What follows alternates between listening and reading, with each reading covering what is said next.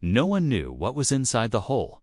It stood in the middle of the alien city of Valtor, glowing with a soft blue light for over 1,000 years. It had been there, floating quietly above the stone platform. Every alien feared it. No one dared to touch it. No one dared to enter it. They called it the Forbidden Hole. Some believed it was a trap made by ancient gods.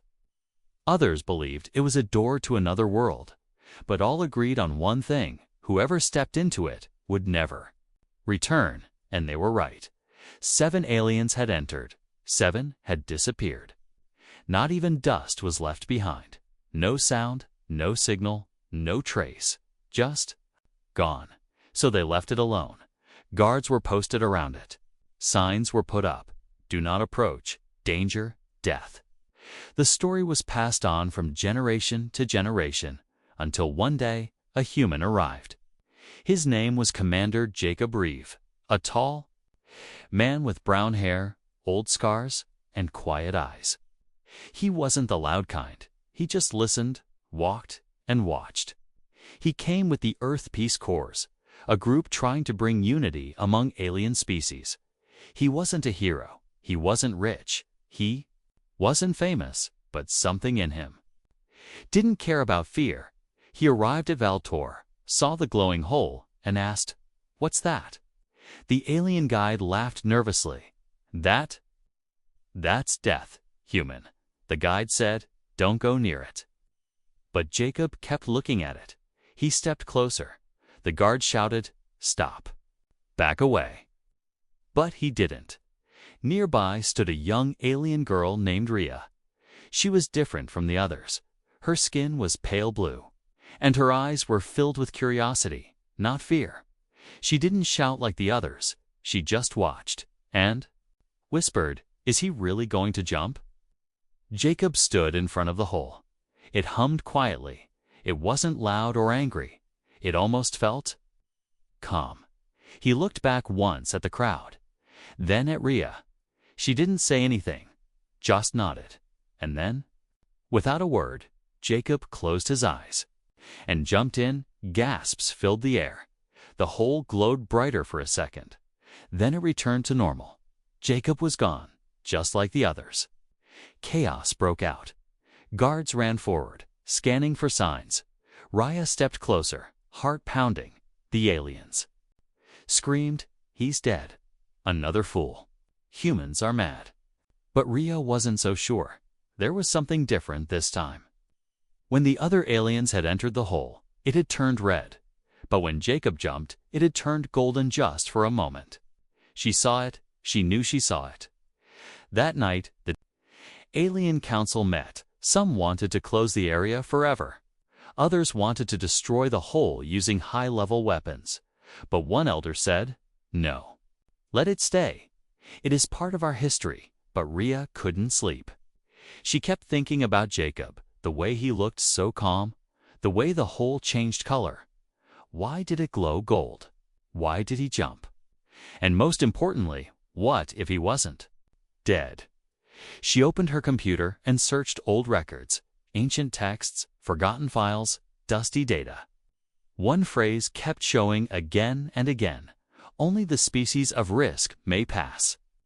What did that mean? Then it hit her. Aliens followed rules. They feared mistakes, but humans were different. They did things even when they were afraid. They took chances. They leaped, even with their eyes closed. Rhea looked up at the ceiling. Her heart was racing. No one had ever dared follow a human into the unknown. But maybe, just maybe, it was time someone did, and far away, on the other side of the Forbidden Hole. Jacob was waking up. He was alive, but not in the same universe. The sky above him had no stars, only darkness. And something was whispering his name. Jacob felt like he was falling, but he wasn't moving. His body floated in darkness. No wind, no sound, no pain. Just endless black, like a dream that refused to end. Then his boots touched something solid. It wasn't ground, but it wasn't air either. It felt like walking on soft glass or frozen light. He opened his eyes slowly and gasped. The world around him was glowing not bright, but with a soft, living light. Purple clouds floated under his feet. Strange floating stones hovered in the sky. Water ran upward like silver threads, and the stars? The stars were gone. There was only this space, like a dream between dreams. What is this place? He whispered. His voice echoed strangely, but something responded. A sound. Soft and far away, like a whisper from a child. It didn't speak words, but it felt like it knew his name, like it had been waiting back in Valtor. Rhea couldn't sleep. She kept staring at the glowing hole. The others had returned to normal life, but she felt like something had changed. She sat at her small desk and opened her old tablet. Access to restricted data was forbidden for students like her. But she had her ways. She typed in the oldest name the portal was known by. The memory path. Hundreds of files appeared, most too damaged to read, but one survived. A video more than 900 years old. An alien elder spoke in a broken voice. The memory path is not a trap, not death, not punishment, the elder said. It is a gate left by the first builders. They said one day a species brave enough would open the second path. Second path. Rhea sat up straight. Was there more on the other side?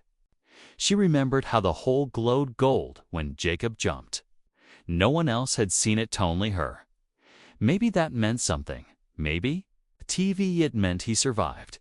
Inside the tunnel, Jacob walked forward carefully. Every step made soft ripples under his feet, like walking on water. His skin tingled, his thoughts felt louder. He remembered his mother's face, his little sister laughing, his old dog barking on Earth. But these memories were too sharp, too real. Suddenly, he wasn't just remembering, he was living them. He turned around and saw his childhood home, the porch, the garden, his bike. Even the wind felt like Earth's wind. What is this? He muttered. Then a voice, soft and warm, spoke clearly behind him. You are in the memory tunnel. Jacob turned. No one was there, but the voice continued. This place shows you. You. He looked at his hand, and it changed. He saw himself. At age 10, then 18, then now. Time meant nothing here, and something, or someone, was watching. Why did you jump? The voice asked. Jacob answered without thinking, because no one else would. The voice was silent for a moment. Then it whispered, correct? Suddenly, the world changed again. Jacob stood on a flat, glowing bridge. It stretched ahead into darkness. Far at the other end was a massive gate closed and covered in vines made of light. A sign floated in front of him, written in both alien script and English. Only the species of courage may pass. Jacob smiled slightly. Well, that sounds about right, he said, back on Valtor. Rhea was packing a small bag. She had made her decision, no matter what the council said. No matter what others believed she would follow Jacob, she wore a simple dark cloak, hid her bag under it, and walked toward the guarded area. Her heart was pounding, but her feet didn't stop. The guard saw her. Stop. Where are you going? She didn't answer. She ran, full speed. Lasers fired in the air. She jumped and dove straight into the glowing hole. The light flashed. The hole shimmered once again, glowing gold. Inside the tunnel, Jacob felt the shift. He turned his head sharply. A small ripple formed behind him, and slowly someone began to appear, a figure faint and flickering. It was her. Her body shook, her form unstable. The tunnel didn't accept her yet.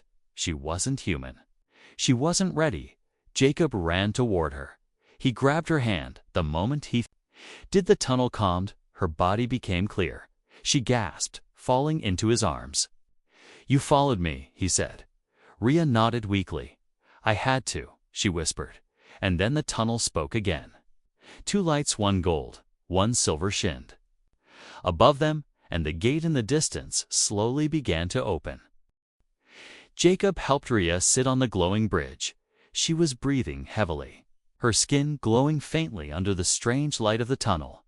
He had never seen anyone from her species look so human, not in form, but in emotion, scared, tired. "And brave all at once. You shouldn't have come," Jacob said softly. But there was no anger in his voice, only worry. Rhea smiled weakly. "And you shouldn't have jumped, remember?" He laughed, just a little. It echoed strangely in the tunnel. Even laughter sounded like music here. The massive gate ahead of them was still opening. Each inch revealed more strange light and twisting symbols. It wasn't made of metal or stone. It looked alive, like it was breathing slowly. Suddenly, the air around them changed. It became warmer, heavier. And then a voice returned, deep and echoing. But this time, it sounded different. "Jacob Reeve," the voice said. It spoke with perfect human tone, as if it had known him forever. Jacob stood up quickly, holding Rhea's hand. "Who's there?" He called out. "You know me?" The voice replied. "Or you did, long ago." "I don't understand," Jacob said. The bridge beneath them lit up in a patterned gold, then red, then soft white, and in front of them, a figure began to appear, a tall man wearing an old Earth military uniform. He looked like Jacob, but older, wiser, and peaceful. "You are me," Jacob whispered. "Not quite." The figure replied. "I am the memory of what you could become." Rhea stood beside Jacob, confused but silent. She felt like she didn't belong in this conversation, but the voice turned to her too. "And you?" "Rhea of Veltor. You are not expected, but you are welcome." Rhea's eyes widened. The tunnel knew her name. "What is this place?" Jacob asked again. "This is the tunnel between worlds," the voice said. "A test built long ago by those who came before humans. Like you." Jacob looked shocked. "There were others." The figure nodded. "Yes, but they didn't return." "Why?"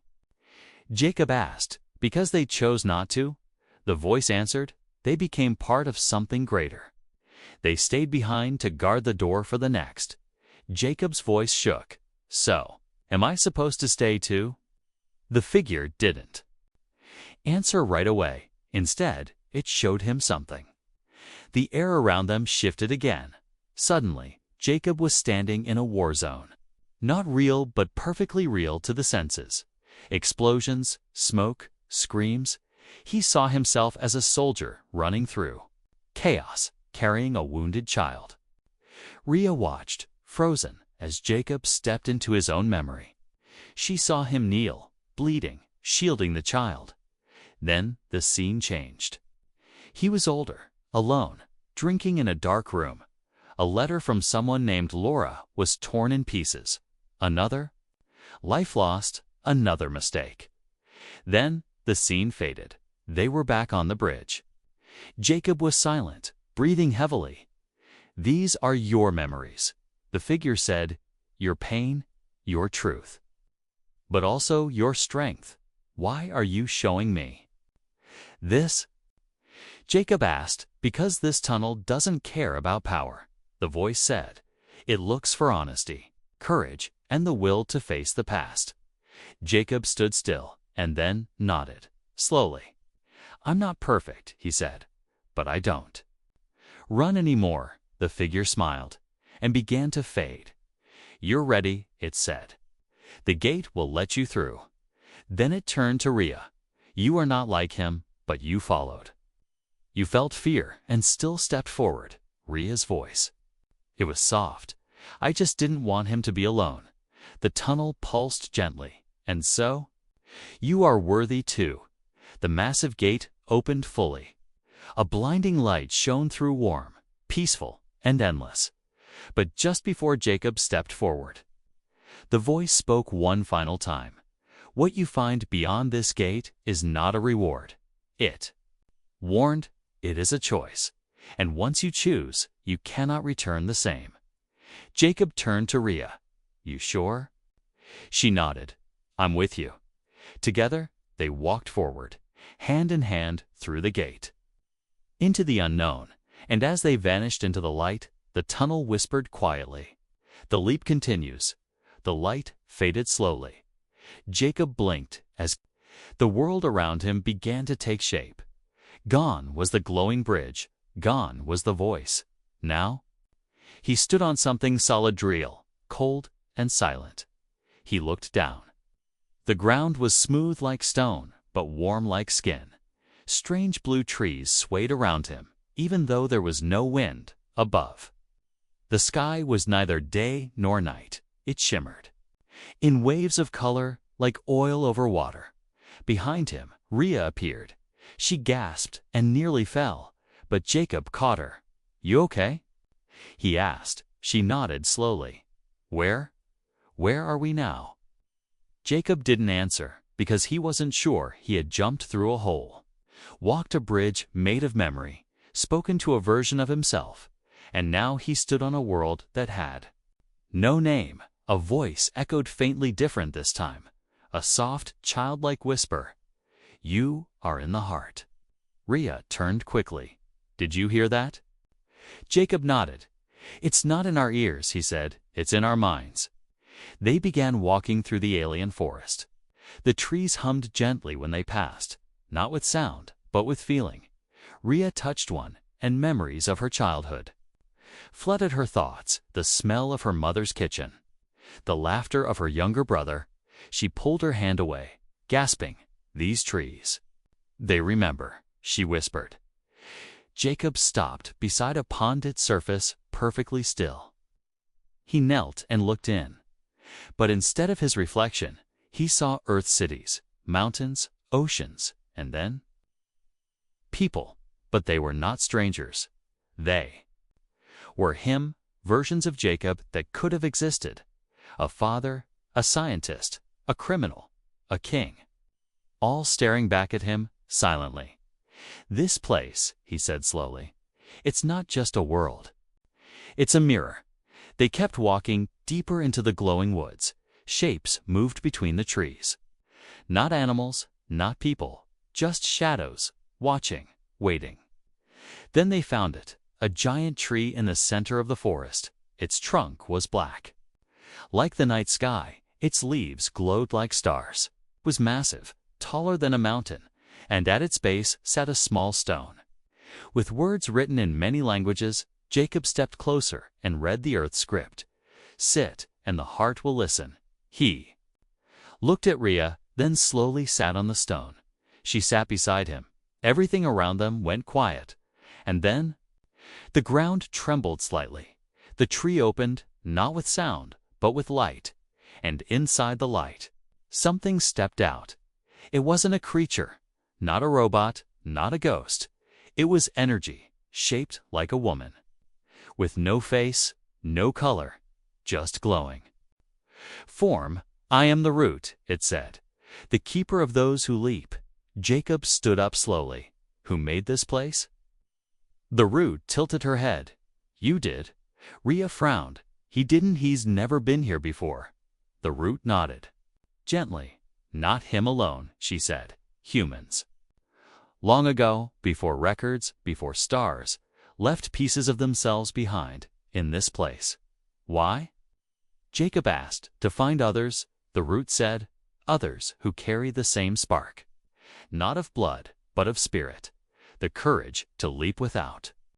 Knowing the strength to face the self, Jacob's heart beat faster than what now? He asked, why did the gate open for me? The root walked forward. Each step left stars floating behind her. Because you are ready to choose, she said, you may return to your world. Or stay and become the next guardian. Jacob blinked. Guardian.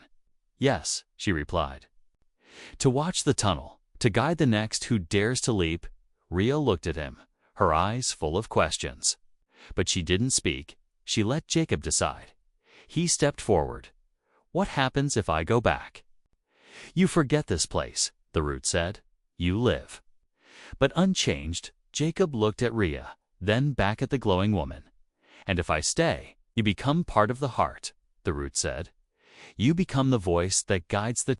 Next, silence. Even the forest held its breath. Jacob turned to Rhea. What will you do? She smiled. I didn't come to leap, she said. I came for you. Jacob nodded slowly, then turned back to the root. I'll stay, he said, but she goes back. The root bowed her head. So it is chosen. Light swirled. Around them, Rhea began to fade. Tears fell from her eyes. Jacob. He smiled at her. Remember what I said? Be brave, even if no one else is. And then she was gone. Jacob turned to the root. He felt no fear now. Only peace. The root touched his forehead. You are now the voice. And in the skies of the tunnel, a new whisper began. One that would someday guide the next brave soul. The stars above shimmered as if watching him. Jacob stood at the base of the ancient heart tree. The glowing figure of the root had vanished. Now, he was alone. Alone in the center of a world made of memory, light, and truth. But he wasn't afraid anymore. He had chosen to stay, to become the voice for others, to guide the ones who dared to leap. But first, he had to pass the trial.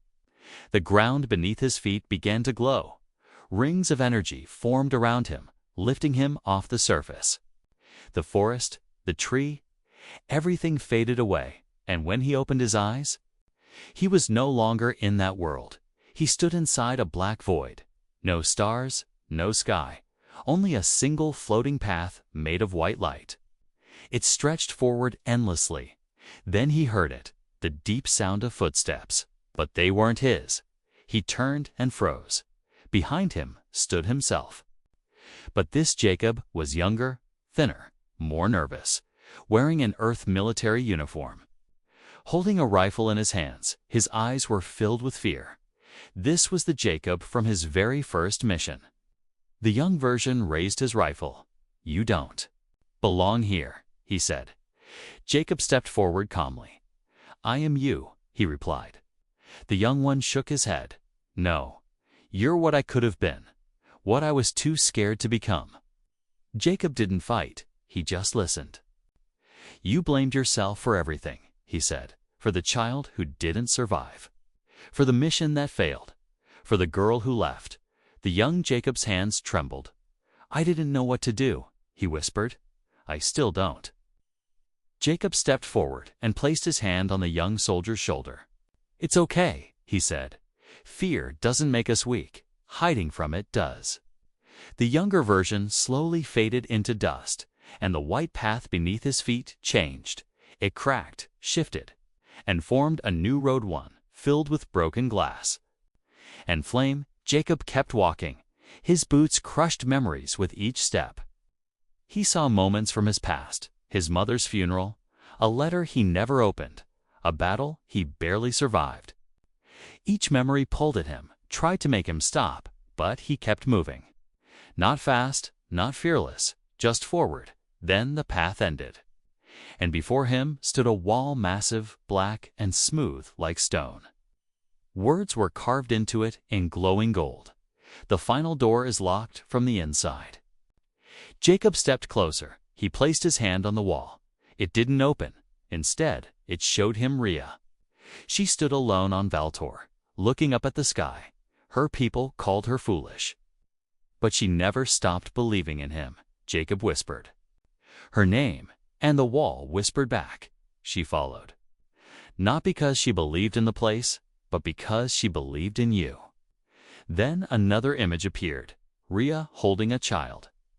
A small alien boy with human-like eyes. She was smiling, older, but strong.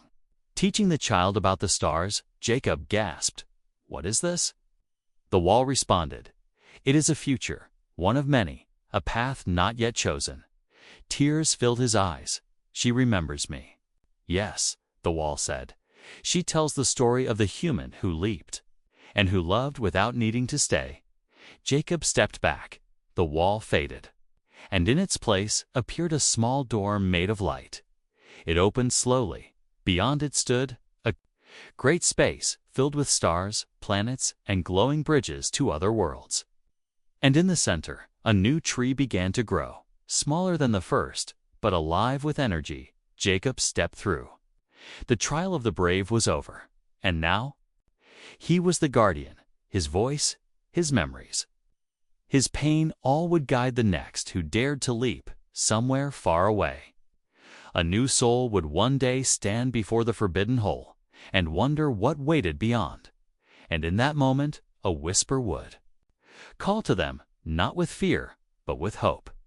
The voice of Jacob Reeve would speak, "You are not alone." A soft glow spread across the new world. Jacob stood at the edge of a crystal cliff. Beneath him, rivers of light flowed like gentle streams. Above him, glowing stars circled slowly. Whispering in languages long forgotten, he was now the guardian, the first human to pass the trial. The first to be accepted by the heart. His thoughts were calm, but his heart still missed Earth. And Rhea, he wondered, did she ever speak about him? Did she remember what they shared in the tunnel? Did she ever look up at the sky, hoping for a sign?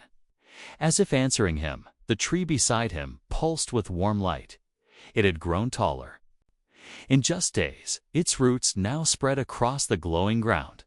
The heart tree had given him this task to guide, to speak, to signal the brave ones. And now he was ready to begin. He walked to the center of the platform. A small crystal stood there, floating gently. Jacob reached out and touched it. A wave of warmth spread through his chest. The platform came alive. Holographic circles floated around him. Stars, maps, symbols in alien and human languages. This was the signal core, the place from which he would send his message, not just across space, but across time and fear. He took a deep breath and began to speak. This is Jacob Reeve, human, guardian of the path. His voice echoed beyond the crystal cave. It traveled through the roots of the heart tree.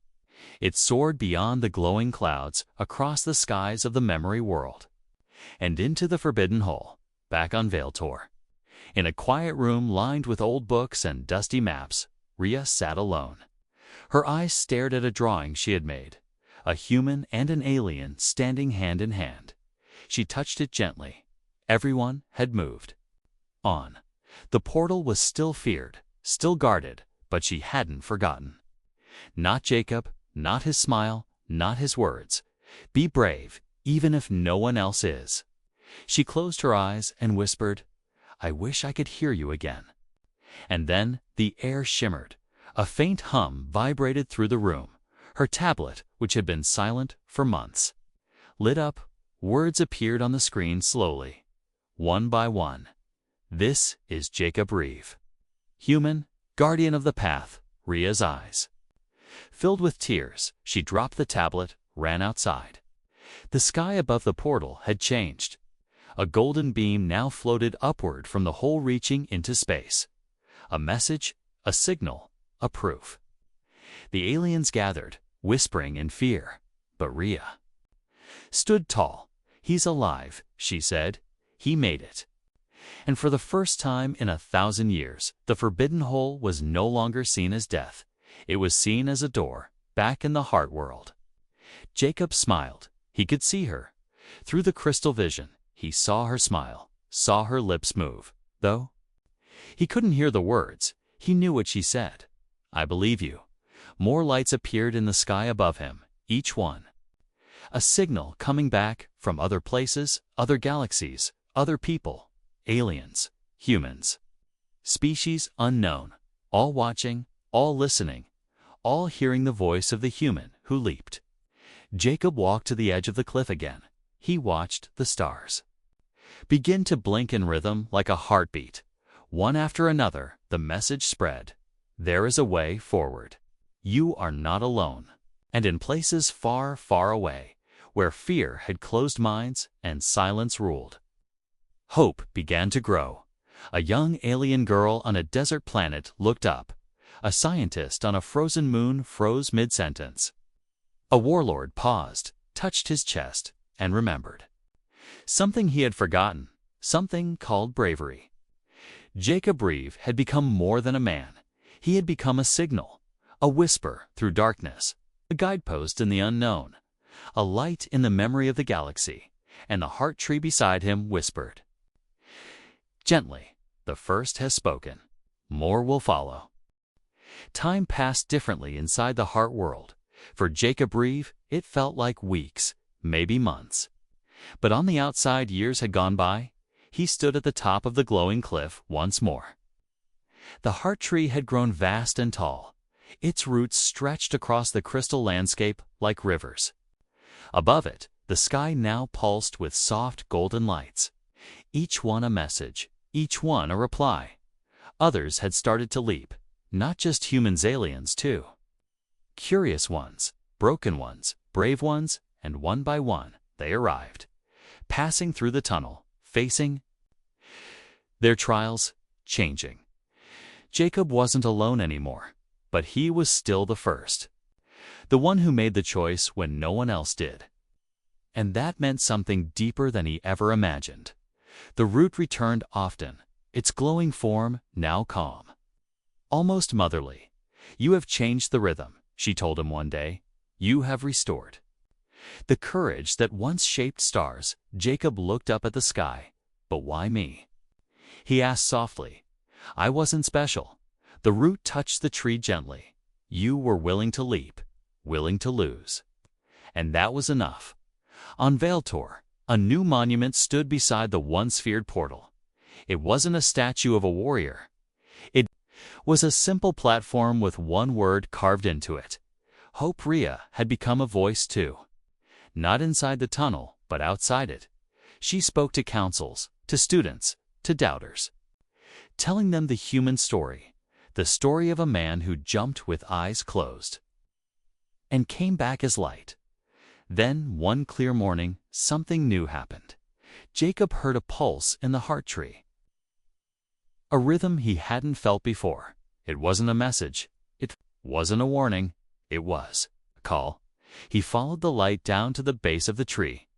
There, a small sapling had grown silver and blue, different from the others, and standing beside it was a child. Jacob blinked in surprise. The child had pale blue skin, but his eyes were human. The boy smiled. "Hi," he said. Jacob knelt slowly. "Who are you?" The boy touched the tree and replied, "I'm Kale. My mother told me to follow the light." Jacob's heart skipped. "Who's your mother?" Kale reached into a small bag and pulled out something. A piece of cloth, folded gently. He opened its side, was a drawing.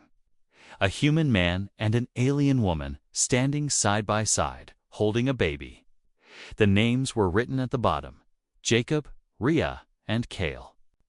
Jacob's hands trembled as he held the drawing.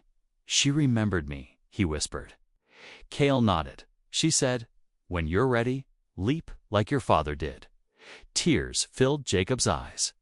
He had thought his story ended here, but it hadn't. Rhea had raised their son with courage, and Kale had made the leap alone. "You found me," Jacob said. Kale smiled. "I've always known where you were. I just had to be brave enough to come."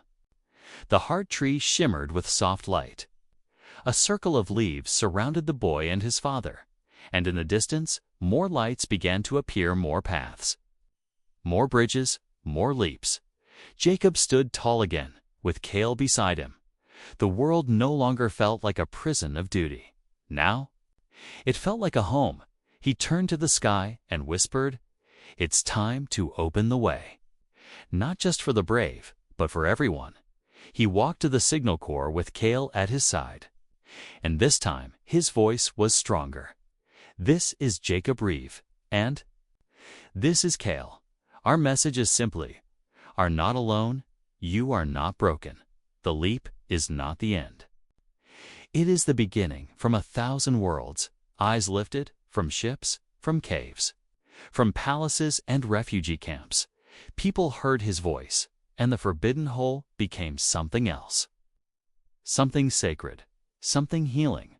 The galaxy didn't change because of war or power. It changed because one human closed his eyes and jumped. And when others followed, They found something greater than stars. They found each other.